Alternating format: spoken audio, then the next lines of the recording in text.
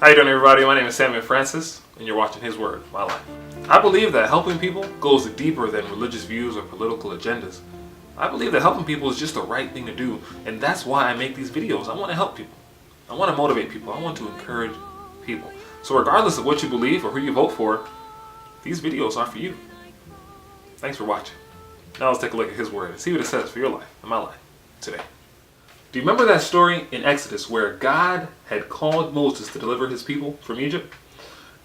Before Moses accepted that call, he had a few questions for God, and one of those questions was, God, when I go to your people and they ask me who sent me, what am I going to tell them? If you look in Exodus chapter 3, verse 14, God tells Moses, I am that I am.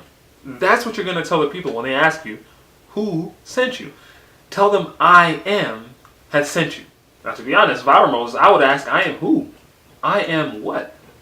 But I believe God left it blank on purpose. I think God wanted to let his people know that he would be everything they needed him to be at every stage of their deliverance. And what I'm hearing from his word is that in my life, I need to let God be God. I'm starting to realize that I don't have to be all-knowing. I don't have to be all-powerful. I don't have to be everywhere at the same time. God can do that all by himself.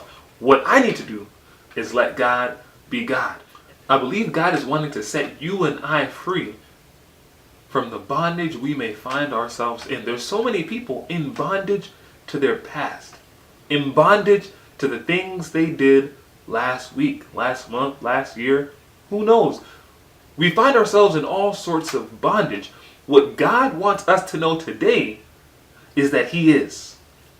He is what? He is everything that we need him to be. At each stage of our deliverance, God will be everything we need him to be, all the way until we reach the promised land.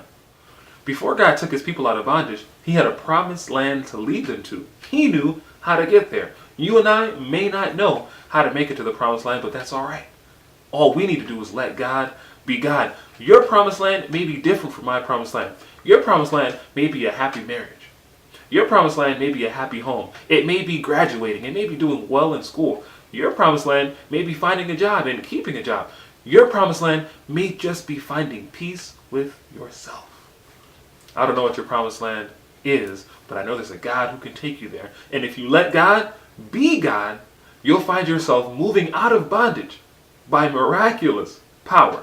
And you'll find yourself stepping into the promised land one day at a time, one step at a time. All that can be possible when you let God be God. As I look back into my own life, I look at the ups and the downs. I look at the mountaintops and the valleys.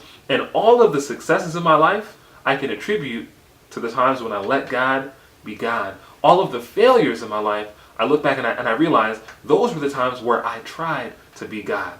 But now I realize, I've come to the point where I'm going to let God be God. I'm going to stop trying to be God.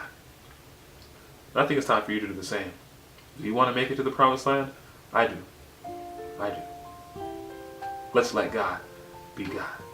That's all for today's video. And if you've been blessed and encouraged, then I want to invite you and motivate you and encourage you to share this video with somebody you know who needs it. Thank you for watching. God bless you.